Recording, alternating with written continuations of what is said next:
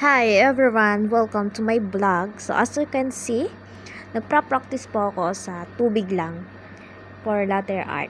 Kasi medyo nahirapan pa ako dun sa yung paghalo-halo ba.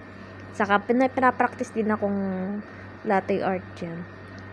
So mamaya malalaman nyo kung anong latte art ba yung pinapractice ko. And yan, paulit-ulit lang. Sobrang haba niyan and ginawa ko na lang, pinas forward ko na lang. And nasa dulo niyan, yung mga paggagawa ko na nung latte art na pinapractice ko sa tubig lang. So, imagination lang talaga lahat ng mga nakikita ko dyan sa tubig na yan, di ba?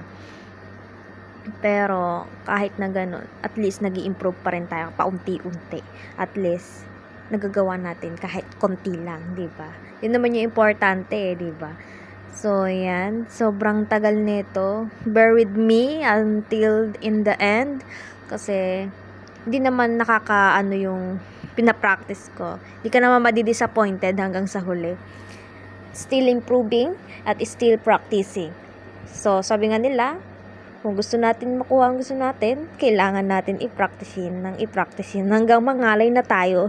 Actually, 30 minutes ko yung ginagawa. Ganyan lang ako ng ganyan. Araw-araw yan, di ba? Yan. O, di ba? Ganyan lang ako ng ganyan. Inaaral ko siya ng mabuti. And dahil nga willing tayo matuto, kailangan natin gawin. Ayan. So, dito makikita nyo, milk base na tayo. O, diba? So, sa milk base, makikita nyo na lahat ng arts ko dyan. Ayan. So, buhos lang tayo.